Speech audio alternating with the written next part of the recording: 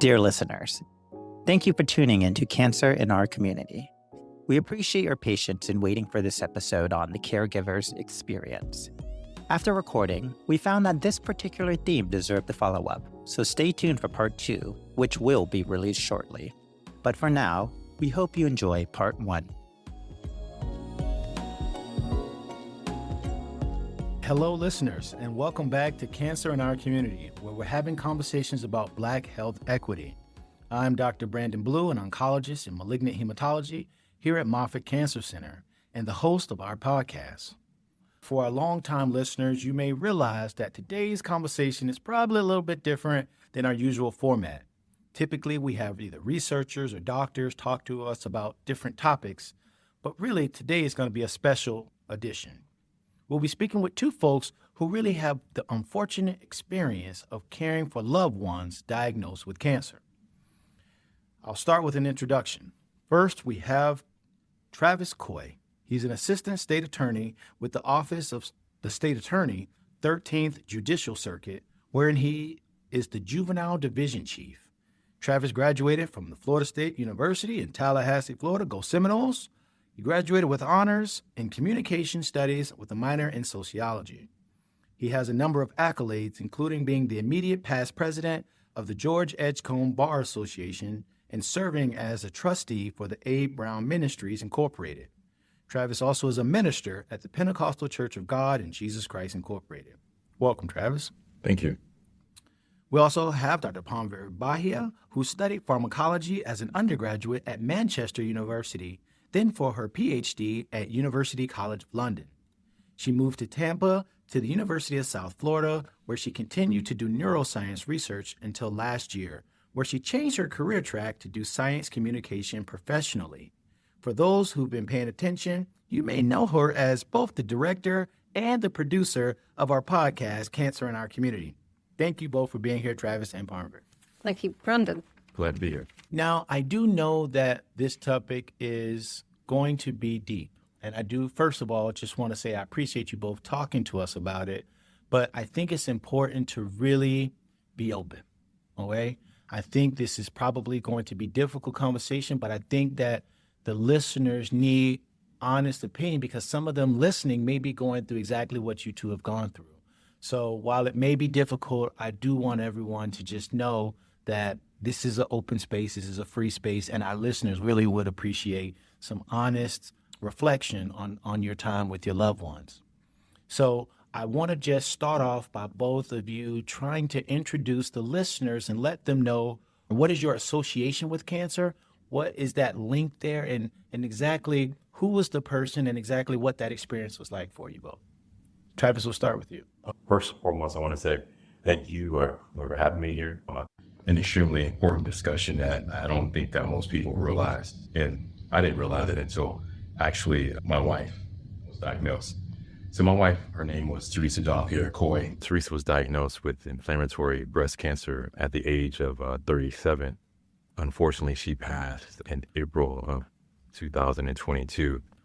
In terms of dealing with this, at least initially, the first response was just one of shock and just being numb amongst other feelings of why her, why us, and just it not being fair.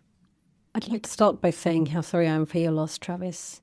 But in my case, it's my younger sister who's been diagnosed, and she was also 36 or 37 in the first instance. And I think initially that it's the shock of realizing, firstly, that young people can get cancer. The fact that despite being a biomedical scientist, I had very little understanding of what that meant. So for people who don't have a similar background, I can only imagine how hard it is for them to begin to navigate that kind of horrible life event. And so initially, when she got her primary diagnosis, meaning she was first told she had cancer, she went through the process of surgery, chemotherapy, and radiotherapy. And this, by the way, all happened during the pandemic while everybody was in lockdown. So that was an extra level of stress for us. But then about 2 years ago, unfortunately, she got diagnosed with secondary breast cancer, meaning that in her case, the cancer had spread from the breast area to the liver and bones. And what that essentially means is that she now has incurable cancer, meaning she's going to be on medication for the rest of her life. And so, yeah, I mean, it's daunting, it's horrifying, and it feels very much like when you hear the news for the first time, it's like the oxygen goes out of the room, and it's incredibly hard to process. Now, I want you both to think back. So Travis, for you, when you and your wife had your first husband-wife talk, right? Meaning that not everybody else, but you and her talked about this diagnosis. Think back on that.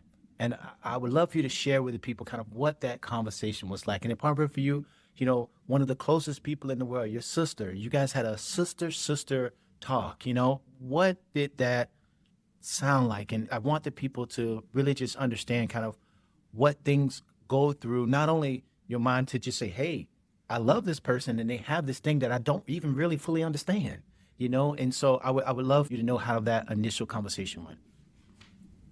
Sure. So our initial discussions were quite honestly one of fear, one of what do we do now? How do we maneuver through this? It was a lot of open-ended questions and just a lot of doubt and worry and fear. At the time that Teresa was diagnosed, we had just had our first child, Thaddeus. And so, as you can imagine, there were a lot of discussions about, how's life going to look now? The fact that she has this disease, this illness, but we also have, the responsibilities of trying to raise a child now. And so a lot of it was just, what do we do now? And how do we move forward? And a lot of discussions were quite morbid in the sense of we normally would have talked about our future, but our future now is kind of like, well, what is it? What is our future now? Like, we knew that there were certain things, certain experiences that we wanted to have, but now it's kind of like, are we still gonna be able to do those things? And quite honestly, what is our timetable? Like, is this something that's going to be a situation that she's able to live with for the rest of her life, or is this going to take her life? And so a lot of it was just very, very uncertain in terms of like, where do we go from here? Yeah. So I received the call from my sister, who's based in the UK with the rest of my family, while I was living here in Tampa. I think she'd said something beforehand about having pain in a certain part of her body, and then she'd sent me a message saying, yeah, this is not good news. And so I was already primed for the worst news. And so when she finally called up, I could tell that in the background, the rest of my family, she was trying to temper the situation for them to help them kind of process what she was going through while she herself is trying to process this news. And so on my end, I was trying to be kind of very practical and pragmatic, at least in the first case. And as soon as we hung up, so my husband David is a researcher here at Moffitt, and between the two of us with our biomedical backgrounds, we started searching as much as we could for all of the information that we could regarding prognosis, potential treatments, what the differences are between the US and the UK. And so it took a while before I myself kind of even allowed myself to think about what was happening. And so that kind of emotional breakdown came a week or so later. So yeah, it's a lot. And as Travis says, I think your immediate thoughts go to, okay, well, what does this mean for the future? What is the future? And so, this podcast is all about educating people, especially people in the Black and Brown community. Did you find any resources or any places to help answer some of those questions? If there was fear, uncertainty, what to do next, could you guys talk to any places where you're like, oh my gosh, this resource or this place was very helpful to educate us so we knew exactly either what to expect or what to do next? Maybe it was the doctor, or maybe it was an online site, maybe it was a support group, I don't know. But could you both speak to what was something that helped you get a little bit more information? Travis? I was going to say, my wife was a straight shooter, almost to a certain extent. I feel like too much of a straight shooter. Once we kind of got to a point where we were able to kind of like deal with it, I guess, in a more clear state of mind. It was just, she wanted to know straightforward whether or not she was going to die soon. She wanted to know exactly what were the steps she needed to take in terms of getting treated. And we were blessed in terms of her oncologist and the medical team here at Moffitt. Everything was clear in terms of, okay, here's how we're going to basically attack the disease, and here's the time frame, and even so much as to say, I know it wasn't a promise, but in terms of where we were at that particular point in time, like, this is not the end all be all for you at this particular point. And that was such a burden that was lifted, because it wasn't a situation where initially we thought it was going to be doom and gloom, but more of like, okay, there's a fighting chance here, there's hope. And so that, I would say, lifted up our spirits. And then from there, we also did our own independent research with going online and just having a better understanding. The fact that we were both under the same impression, cancer was cancer. Like, there's different parts of cancer based upon your body, organs, stuff of that nature, but didn't realize like there was different stages, different levels of breast cancer in and of itself. And so by us educating ourselves, that put a lot of our concern kind of at ease as well. Yeah, so in our case, I guess my husband David and I have very much a head start on like the basics of understanding what it meant for the diagnosis. And I have to say, obviously, that was not reassuring for me as somebody who can appreciate what it meant in terms of metastatic disease. But we went straight to scientific literature to see what the current state is. My husband also reached out to several colleagues here at Moffitt with whom he has connections in terms of his collaboration. So there are various physicians and other researchers who would have kind of the best knowledge of where the research stands right now. But I mean, we joke about this within science, like you don't know everything. And so even researchers who are experts in a field will go back to Wikipedia first, right? You will go to some of the most basic sources to do that. And so I also looked up a lot of the pages dedicated to nonprofits run for breast cancer, either information sharing or research within the UK. So I had a better picture of exactly what the landscape was like there. Yeah. Travis, I think it's important for listeners to hear your response. Now, you used the word blessed, and as I introduced you as a minister.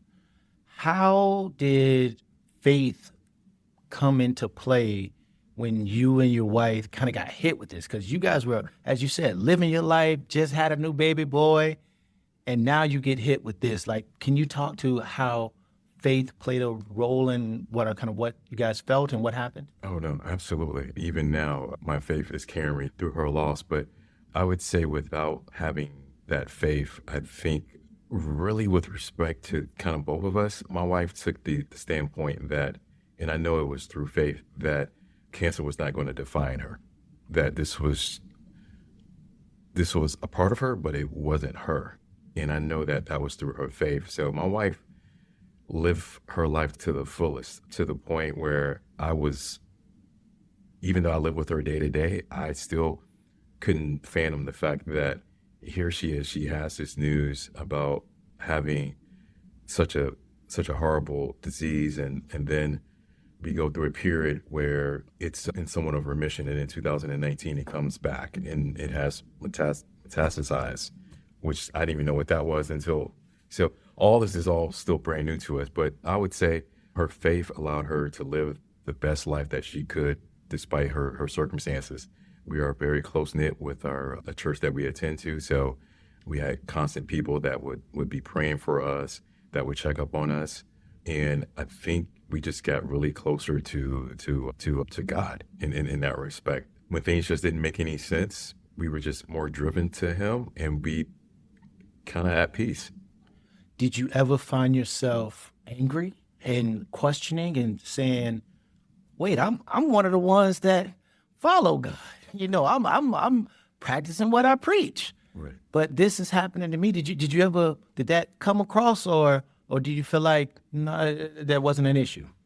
To be honest with you, I would be a liar. I would be lying if I said that didn't come across. In fact, it still comes across even now. Do I have moments where I question what's the purpose, what's the reasoning in all this?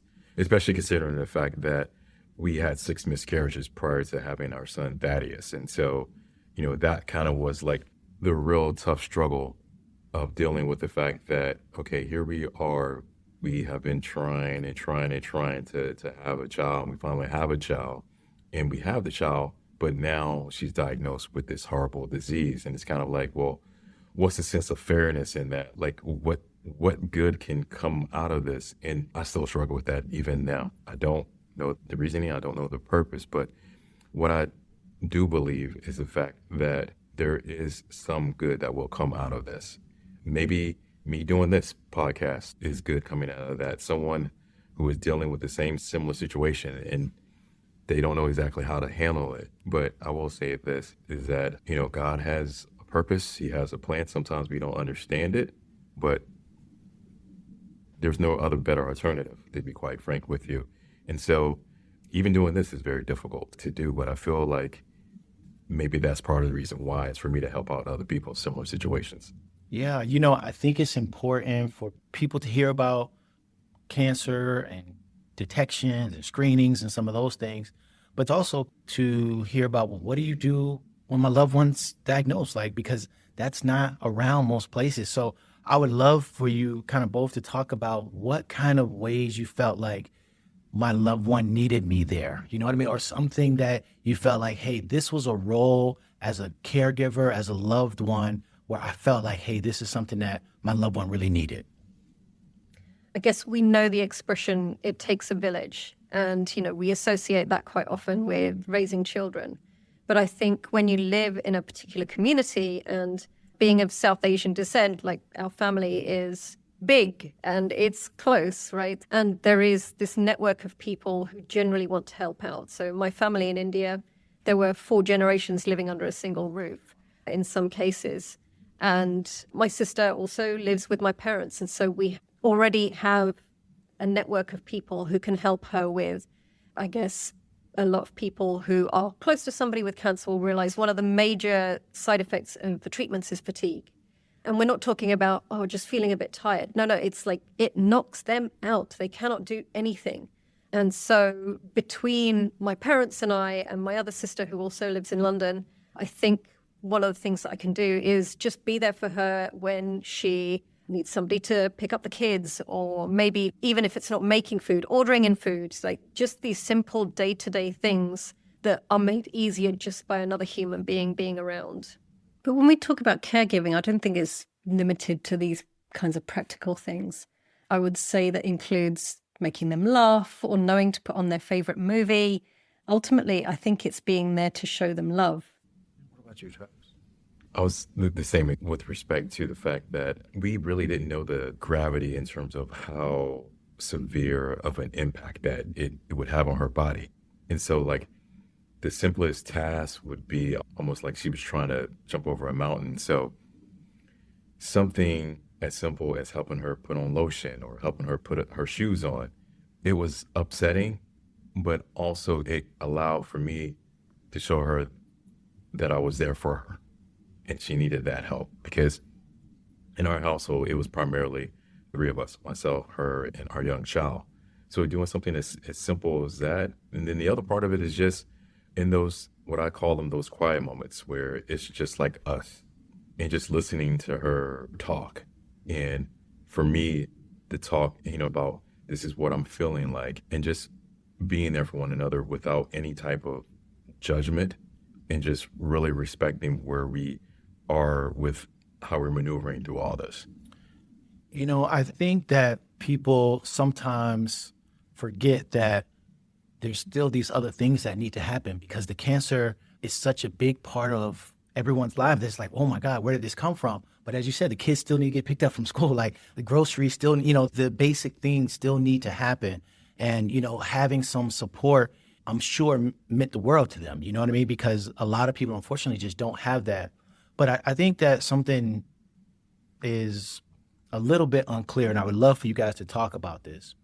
When you have your one-on-one sister-to-sister conversation, or when you would talk husband and wife, do you guys even talk about the cancer really? Or was it like, let's not talk about that? Is the cancer so much when it was going through that it was like, hey, let's talk about the news, or, I don't know, favorite show, or was it like, no, we need to have these conversations? Or did you feel like they preferred you to say, you know what, everybody else on the outside is talking about that, but you as one of my closest loved one, let's just talk about nature. I don't know, but something else, So I would love to kind of hear that experience, what they would prefer that kind of conversation to be about, just day to day. I mean, I don't know if there's a preference necessarily, but I think just naturally in the course of, one of the weird things is it just becomes so normal after a while. Like, you're living with this thing for such a long period of time. If things are going well enough that you can spend more time with that person, that you end up talking about, oh God, I have to do the laundry again, and it's not necessarily something you're either choosing to talk about or to avoid, but it becomes a natural part of, as you're saying, the day-to-day, it becomes a natural part of day-to-day conversation, as much as you would talk about the news or, your vacation that you're looking forward to. And so with treatments and so on, like, we would talk about, if I wasn't able to attend the appointment with her, what the oncologist said, like what's going on with her side effects and these kinds of things. What about you, Chuck? My wife was a fighter. And so that was kind of the driving force with her. It was just, I'm going to maintain this fighter mentality. And I'll never forget, it wasn't too long after she was diagnosed and she was going through chemo. And obviously, we know the effects of chemo, one of those being the losing of the hair. And we were eating, not everyone knew at that particular point in terms of like our colleagues. It was just kind of a small inner circle that kind of knew she was diagnosed with cancer. But we were eating out at a restaurant and she said to me, you know what, I want to put it out on social media that, I have cancer. And I'm a very reserved type of guy. I feel like something like that is private and you keep it basically within a very small circle. And I looked at her and the first thing that came to mind was, are you serious? Girl, you crazy. Right, exactly. Exactly. And then the other part was, I can't stop her. She's going to do this. And I know where it's coming from. She wants people to know that cancer affects us all. And she just wants people to be educated about it. And so, I said, I think you should do it. And sure enough, she put it out there and it was so much outpouring of love and support. And like, looking back, hindsight, I'm glad I was there to support her in that decision because it made it so much easier for us to kind of like, okay, here it is. It's out there. But now that it's out there, let's continue to live our normal lives at this particular point. So because of her, like, we just completely embraced it. It was a situation where, because we share calendars, it was one of those situations where my calendar had all the different visits and treatments and everything that she needed to take care of. And it was just like, oh, okay, well, we can't do this, or I can't do this at this particular time because she's got this going on. And so it kind of became part of our daily routine. And, it's one of those situations where, on the outside looking in, people would be like, man, you guys really have morbid conversations. But those conversations to us were not morbid conversations. They were just part of our daily lives in terms of, God forbid, if this happens to you, X, Y, and Z. And so it was one of those things where we just, as crazy as it may sound, we actually normalized the disease.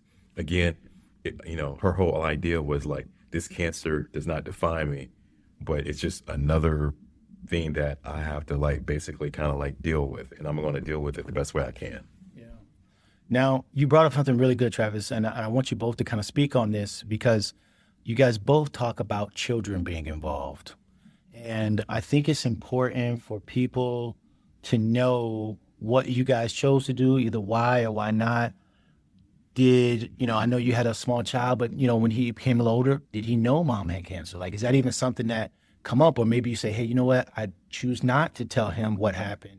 And then the same for you, like your sister. And was there ever any thought to maybe let's not tell everybody, so I want to talk about how those decisions are made. You guys are close loved ones. So of course you guys are going to be in that inner circle. But as the decision was made to kind of say more to others, especially the kids. How did those decisions come about? So Travis, I'll start with you. Well, okay. So now we're really getting into the tough part. So for us, it was almost kind of broken down in kind of like segments. The first segment was acknowledging the fact that mommy will have some good days, she will have some bad days because mommy is sick. And that's kind of how we pretty much like kept it. And so that was kind of the first segment. Mommy will have some good days, some bad days. And that's because, mommy is dealing with the illness. She's sick. We didn't put any labels. We didn't put any titles on it because he was so young and didn't want to fully expose him to, how dreadful cancer is. And we didn't want him to worry or to be upset. And then the other part of the segment changed into where now she has passed and now he's a little bit older and his understanding has increased. So now it's more of a situation where explaining to him, okay, mommy suffered from this.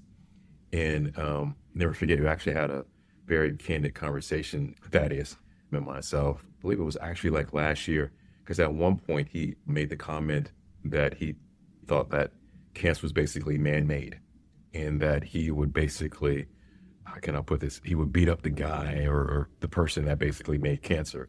And so I had to sit there and I'm like, okay, there's gaps of information that need to be instilled in him. And so then it allowed me a chance, an opportunity to kind of explain to him as simple as I could, like what cancer is, and explain to him like, no, cancer is not what you think it is actually this. And so it just allowed for an opportunity to, and I didn't really even realize it at the time, but even that young, explaining to young people about what cancer really is and what it's not. I have to say, my sister sounds so much like your wife, Travis. So she too hates the idea of being defined by her cancer, and she doesn't shy away from telling anyone about her disease, even when it probably makes people uncomfortable. Because that is the kind of thing that is at odds with our culture, because people don't talk about these things. They're often considered private or shameful. But my sister went as far as creating a whole Instagram account dedicated to the good, the bad, and the really ugly of her stage 4 disease. So she also uses that to discuss all the intersections with her family and how it ties in with Indian people's thoughts and beliefs. But when it comes to the kids specifically, from my point of view, if they ever have questions, I'll certainly answer them. And my sister does often hand over things as the biologist in the family to kind of communicate things in a way that's a bit more factual and less emotional, because I think it's some way of having a conversation that becomes hopefully less overwhelming. But her kids were a little bit older when she got her secondary diagnosis. So when she had the primary cancer, there was a way of saying that, mom's going to come through this. And with the second one, it's obviously like this is going to be a lot more difficult to navigate. And so she's having to have more difficult conversations now because her daughter's 10, her son's 7. And so they're obviously at an age where they understand, okay, not just that mom's sick, mom has cancer, but what that cancer means. But I think it was only very recently my sister was flippantly talking to my other sister about something she'd said. She was talking about, I don't know, not necessarily looking like she was dying. My niece overheard. And so at some point she had to take her to one side and she said, "Mum, are you dying?"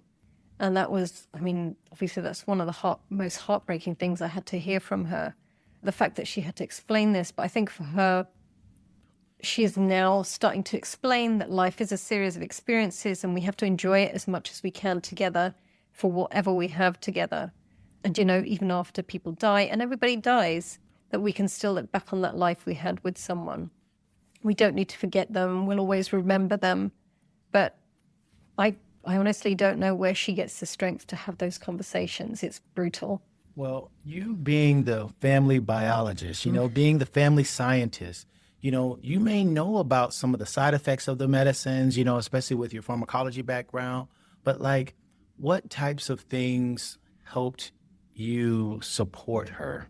So for example, was it taking notes during the doctor's appointment, or what types of things helped with, the brain fog or the fatigue or some of those problems that are inevitable that happen with cancer treatment? What were some of the things that you thought, say, hey, I'm going to do this because this is something that we know will help?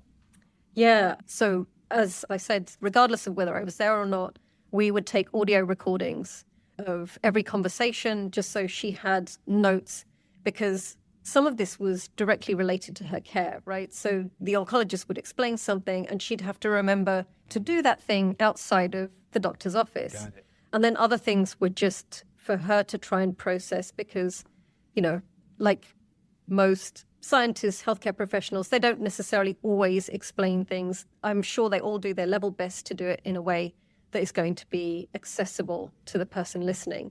But in case there was anything in terms of the language that I could go back and explain later, yeah, those were some of the simple things that we did to help her kind of cope with just like the absolute avalanche of information she had to deal with. Yeah, I just know it can be so much, right? And so the word that we use in healthcare for people who have loved ones with cancer is called caregiver, right? But my question to you both is kind of who helps the caregiver, right? Like, especially, Travis, one of the things you mentioned, especially at the very beginning, you said your circle was small. A lot of people may not even knew that your wife had this disease. So that means that probably meant most of the issues or the problems you had to kind of shoulder those, and because the circle was small. Can you talk about what happened? Or maybe there was that time when you were like, oh, I'm tired. Who helped you at times where, because again, as we talked about, the bill still had to get paid, right? So you still had to work. So what happened during those times? Can you talk to that? Oh, sure. So going back to what you're saying earlier about being tired, yeah, there was a lot of times of being tired with juggling, being a caretaker for my wife, and then also just being a parent. And I would say the biggest help for me was honestly just having a listening ear. Don't get me wrong. People coming to help us in terms of like maybe providing food or assisting us with Thaddeus, those were huge. But for me, I didn't realize how emotionally draining the disease would have on you. And it's weird because there were a lot of times, at least initially in the beginning, of where I felt almost bad or embarrassed to kind of tell how I felt, because I'm not the one that's dealing with the cancer. I'm not the one that is struggling to do like just regular things. I'm not the one that's going to the hospital. And so there was kind of like this, almost like this kind of like guilt that came inside. And there were situations where I feel bad. Like I can't talk to the person that's, going through this. And so I had to kind of come to a point where it actually was more beneficial that I just expressed to my wife how I felt, but then also to express to other people as well. And so to me, just having that listening ear, trust me, on the outside looking in, there's no magical word, there's no wand that can change what happened, but just the fact that you got an outlet, someone that's just there, someone that's not going to judge, someone that's not going to be looking at their watch, playing around with their phone, but someone that was just generally there and just in that moment of like silence as you're talking. So just that undivided attention, honestly, was one of the biggest things that helped out. Yeah, what about you? Yeah, so I think when I first started, at some point I just tweeted my sister's circumstances, and I had a lot of people reach out. These are people I know well, but they just happen to be following me on Twitter, and a lot of people mentioned things like therapy from being in similar circumstances. But much like Travis, I don't like talking to people I don't know, and I'm conservative in some ways about things like that. And so my outlet is my husband, David. And again, it's so helpful to have someone there who is just, you don't need to give them a background to the situation. You can just launch into whatever it is. I can use whatever expletives I want to, which I am prone to do. But yeah, he is the one person who I just feel like, as you say, there's no judgment. I can say whatever I like, however I like, and whenever I need to. And I know he'll either say nothing at all, which is what I need, or he'll say the right thing. But what about, some of the people who may be going through a very similar situation, what would you say would be some information to potentially help them not feel burnt out, or maybe feel like the word that we use in healthcare is called caregiver fatigue, meaning that like they don't want to stop because they love that person, but it's a lot for them. Would it be scheduling a day off? Would it be go break something? You know what I mean? At one of those, kind of places, like going to the beach. Like what would be something we could tell people who may be going through this to say, I don't want you to burn out. I don't want you to feel that type of thing. So this, whatever it may be, may help them. Absolutely. I think it's a couple of steps, kind of what I said before, and I didn't realize how much of a weight, how much of a burden had got off my shoulders. How can I tell her this is how I feel? I don't expect her to there's no way that she can if she's having a bad day, she's having a bad day. There's no way she can magically, oh, okay, I'm doing much better. So I don't expect that. So I think for me, it was just a situation of, hey, hon, this is how I feel. I'm tired. I'm exhausted. I know you can't do certain things, but this is just how I feel. Once I kind of got to that point of just being raw and just open, our relationship increased the better in terms of how to deal with this disease.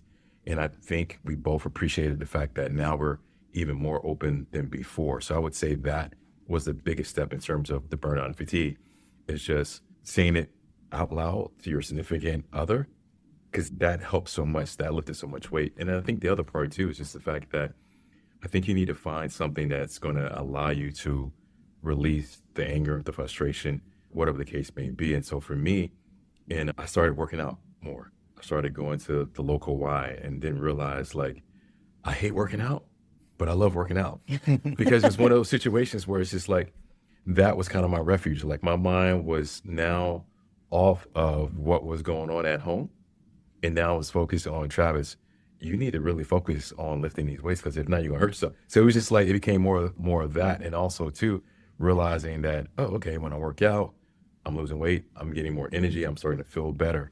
And it worked out in that particular instance, because although it might have been just 40 minutes and an hour, that allowed me to escape. And I didn't realize how short that period of time really kind of rejuvenated me. And it was, the other aspect of it was such a short period enough time that it was okay for Teresa to be there when it was just her and Thaddeus. And then the other part was catching a movie by myself, just the whole, here I am, it's quiet, except obviously for what's being played, but I'm sitting here, I'm not thinking about this, I'm not thinking about that. My mind can focus on the movie and enjoying my popcorn and my soda, just a couple hours. So I would say, make sure you do something, whatever it is. You may think it's small, but that smallness really helps. And those small things kind of add up over time, where you're okay, it's not as bad as it was. I don't feel as burnt out. I don't feel as fatigued. Yeah, I think Travis has said it in a nutshell. So it's self-care. And it was the same for me. So after my sister first got her diagnosis, I realized that I was so stressed out all the time. My sleep just went to hell. I was waking up with horrible dreams in the middle of the night, or I would just wake up at 2 or 3 in the morning for no reason, then not be able to go back. And this was while I was still living in Tampa before I moved to the UK to be closer to her. Since I've moved back, I live very close to them, and I agree. You need to carve out that time for yourself to say, okay, I am going to take care of my body, because if I'm useless, I can't take care of somebody else. And so it was the same thing. I got very much into kind of lifting weights this year. That was fun. And yeah, just also taking time out to make sure that I try and have a decent sleep routine so I can get to bed at a good time and be well rested, be in a position where I can help. Is there something, now that you're in this situation of helping your sister, and when you helped your wife, that you wish you knew beforehand? Is there something where you were hey, if somebody would have told me this, that would have made this hurdle or this area a little bit easier? It's tough. It's tough because I think a lot of it you don't realize until you're in the situation that's going to happen. But I think for me, one of the biggest things to overcome was the shock that, oh yeah, this, like, we never see in ad campaigns and movies Black and brown women portrayed as having cancer, right? It's generally this stereotypical white lady. And for me, it was so bizarre in my mind that, wait, hang on a minute, you mean like Indian people get cancer too? I mean, of course they do. My rational brain knows that, but I think that was something that was quite difficult to overcome. So that felt very surreal. Having said that, I mean, if I'd seen more campaigns, I don't know I would have been any more prepared for this, but that might have been something. I don't know. I think just generally, this whole conversation is about caregivers. And I think in my mind at some point, I thought of a caregiver as being somebody who was giving end-of-life care, and that you are dealing with somebody who's in a bed. But there's so much more to this experience, and it begins, in a lot of cases, so much sooner than that. There's so many more facets to what caregiving involves than I think what a stereotype might portray. What about you, Travis? Anything that you said, man, I wish I would have known as being someone who was a caregiver? Yeah, your last point is exactly what I wish I would have known. I never forget, Teresa was having a conversation with someone on the phone, and she said, Travis is my caregiver. And it kind of like threw me off, because I was just like, I'm your caregiver. Like, what? And so then that prompted me to have a better, I guess, actually a broader understanding of the term caregiver, because I thought caregiver was kind of one of those individuals like in a hospice type situation, basically like the end of life, and not realizing, like, just taking the word itself, like going backwards, a caregiver is a person that gives care. I'm like, oh, I guess I am giving care with something as minute as, maybe helping her put groceries away or helping her try to get out of bed. So it's more of like the role of a caregiver is much broader than what I think society has painted or basically has taught us. And I think the other part of that is realizing that there are situations where there are legitimately good days, where it's one of those where we're bouncing around, we're full of energy, and how quickly that can change in a matter of hours, in a matter of days, to where it's a struggle to like even get up off the couch. So it's kind of understanding like, wait a second, you were just fine not too long ago, but now it's just like it's a complete opposite, in how much of an impact that plays on the mind of the caregiver. Like, wait a second, this doesn't all make sense. So I would say those two things. One, just a broader understanding of what a caregiver is and what he or she does, but also understanding too, as the person that is suffering from cancer, understanding that a person suffering from cancer, the way they're reacting to the treatment, to the disease, it's so fluid. Yeah. So, Parmvir, I know your sister is over in the UK, so I'm gonna direct this question to Travis, but I just want to know, were there any resources that you found here at Moffitt that particularly helped you guys, whether it be our chemotherapy education class, or whether it be some support group, or whether it be, the shops that we have to help people with wigs, you know what I mean? Was there any resources that you guys thought were particularly helpful during your journey? I would say with respect to the immediate resources, I would say honestly would be her oncologist and her team, in terms of, it was never walked away thinking that this was just kind of like business as usual. When there were things that needed to be explained, they were explained in very simple like terms. If there were follow-up questions that needed to be answered, they were answered. So I would say in terms of immediate resources, I would say that. And I never forget, and I realized we had developed such a relationship. Her oncologist would always ask if I happened to miss like an appointment, where's Mr. Coy? And I'm like, okay. I'm like, seems like he's more excited to see me than he is you. And then allowing those times where I couldn't, but I could appear by phone, allowing that to happen so I could sit in. And so if there were questions that I just by myself, like, wait, doc, what did you say again? Or I don't understand. Not brushing me aside, but making me kind of like an active participant in this. So I would say that in of itself was so huge. Yeah. Yeah, so I know that these are tough conversations. You know what I mean? Like, I want our listeners to know that there's help. There's people that have gone through this. I haven't felt it myself, but this sometimes can be a lonely journey, right? You feel like, hey, I'm going through this. Me and my loved one. I don't have any outlets. But I want the people who are listening to understand that there are other people who have gone through this, and there is support. I also want people to know that, as you mentioned, not all days are going to be bad days, right? And so I would love to hear what are some things that you look back on now when you say, all right, me and my wife had joyful times doing this. Like, what did those things look like? Oh, wow. So it was everything. So we enjoyed the weekends, in particular Friday night. We would go out to eat. We would go to the movies. We would take trips. And even just in those like quiet moments where we're like in bed, we would just talk about, what's going on in the world, politics, entertainment, just everything. We continued, I would say, just to live our lives. Like, okay, yeah, cancer, we see you, it's there. But it didn't stop us from living, especially in her case. She at one point had went to Dubai with a girlfriend of hers. She continued to live her lives. And so I was one of those, I guess I was smart enough. Like, my wife was directing the show, and so I followed. I can't live my life if she's living her life. So I would say we did the same things like we normally did before she got the cancer diagnosis. And what about you? Same. Like everything that we do together. My sister is a very funny, very quirky person, and she is very open, and like she is maybe like the stereotypical youngest sibling in the house. She is everybody's kind of like joy. She's the thing that brings us joy.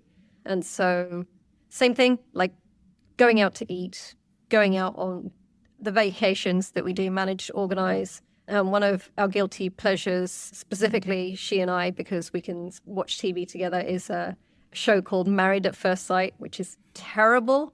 But it's something that gives us something to talk about and an opportunity to kind of laugh at other people's misfortunes. Yeah.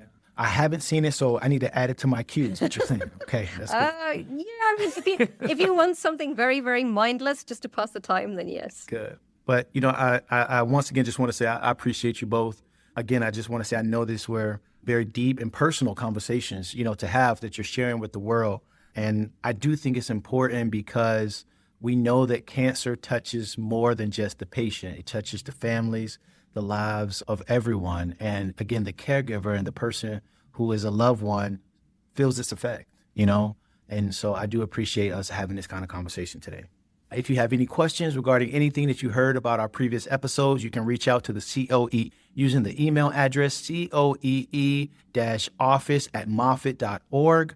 And you can be sure to follow their social media and staying up to date. Until next time, everyone, I am Dr. Brandon Blue. I'm signing off. Cancer in our community. Thank you.